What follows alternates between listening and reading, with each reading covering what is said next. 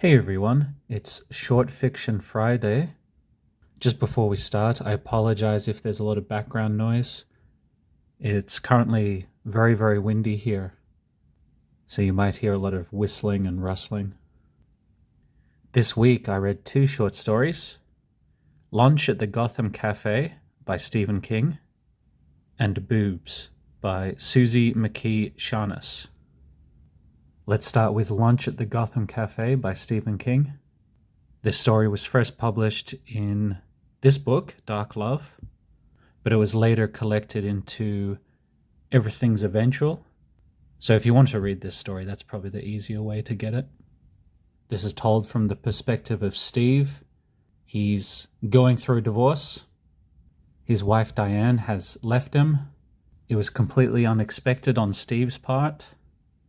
So she's left the house, she's moved out. She left a note for him, but that's about it. At the start of this story, you get Steve and Diane's therapist talking about this. So her therapist is named Humboldt, and he's kind of tasked with talking on behalf of Diane, trying to negotiate certain things.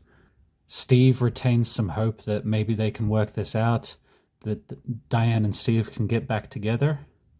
But Diane doesn't seem open to that. And it's more just about negotiating the split of the property. And in particular, Diane seems very interested in the key to like a safety deposit box. During all these phone negotiations, they do agree to meet in person at a cafe, the Gotham Café. So Steve, Diane, and Humboldt are all going to meet up at this cafe. And of course, that's where the story takes a turn for the worse and things spiral out of control. Now, I won't spoil exactly what goes wrong there, because it's actually quite a sharp turn, but it plays out in a really interesting way. This was a humorous, fast-paced story. It really reminded me how weird and wild some of Stephen King's early stuff especially could be. The only criticism I would have is that this character that goes crazy, Stephen King gives them sort of crazy dialogue, which is really just random things being said. And to me, showing a character is crazy by having them say just random things, I don't know, it always seems a little bit too obvious, a little bit forced. And you can tell Stephen King's kind of milking it for humor, but it just doesn't work for me. Yeah, overall, this was a really good story.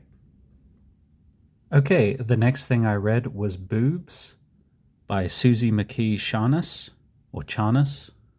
I don't know how to say this name. It was first published in Isaac Asimov's science fiction magazine in July 1989, and it actually won the Hugo Award for short stories in 1990.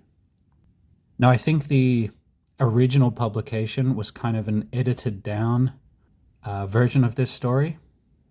And I think later on it was republished with some of the more violent parts put back into the story. So I read the slightly more explicit version of the story, apparently. Our protagonist here is Kelsey. This story is first-person perspective. She's a girl who's reached puberty before the rest of her classmates, hence the title of the short story. So she's being bullied and teased. Kelsey is also a werewolf, and she actually enjoys the transformations. This is her escape. It's her chance to be in a different body, a body she feels more comfortable with. And as you go through the story, you find maybe she enjoys these transformations a little bit too much. She enjoys her time as a wolf a bit too much. So there's an element of unreliable narrator here. The writing, the protagonist, and the themes of this story, it all feels very young adult. But then you start getting into the climax of the story, and it's really a lot more explicit, more gory, and a lot of the details are a lot further than what you would expect with a young adult story. So honestly, I can see why editors at the Isaac Asimov magazine maybe would have cut some of that stuff out, the sexual content and the violence content. Just because the two tones do seem a little bit at odds with each other. But on the other hand, the violence is the most entertaining part of the story, so it's probably good that it was restored and there's unedited versions that you can read as well. Yeah, this was a good, entertaining story, and it was a really quick, fast-paced read. So I can definitely see why people liked it. All right, and ranking these short stories, potentially putting them into my top 20 here. So I'll put the list up on the screen. Lunch at the Gotham Café. Personally, I would prefer to champion smaller authors, less famous authors. But of course, sometimes people are huge stars for a reason. And Stephen King's famous because he's usually quite entertaining. So I'm going to put this story number 13 on my list. Suzy McKee Charnas, Boobs. I did quite like this story, but it's not making the top 20. All right, let's pick some new short stories for next week. The way this works is very simple. I have book 1, 2, 3, 4, 5, and 6. The 6-sided die selects the book. The 12-sided die selects the story within the book. Okay, first roll.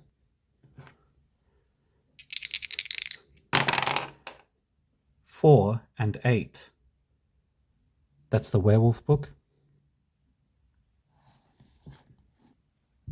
If there's a pencil mark, I've already read that story. So we're skipping over a lot here. There's not 8 short stories left in this book. We've got 1, 2. All of these have been read. 3, 4. I'll be reading Wereman by Les Daniels, and that's 6 pages. I'm going to keep on rolling the dice until I get to at least 50 pages total. Second roll. 4 and 3. I'm getting the werewolf book a lot.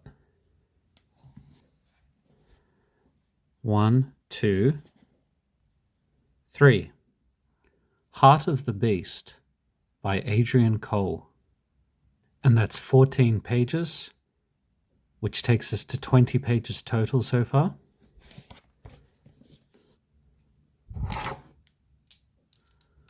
Okay, third roll.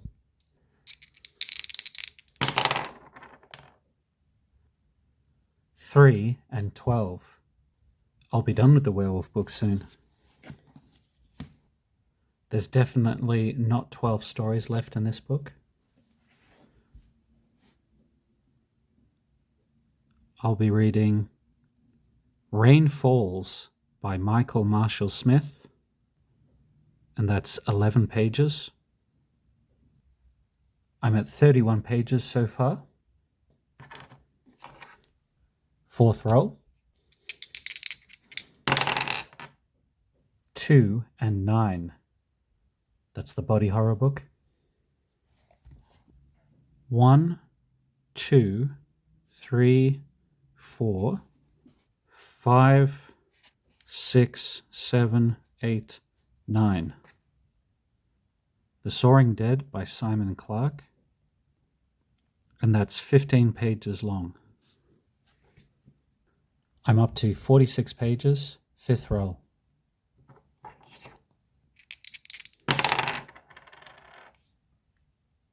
5 and 8, that's Dark Love. And I don't think there's 8 stories left in this. 1, 2, 3, 4, 5,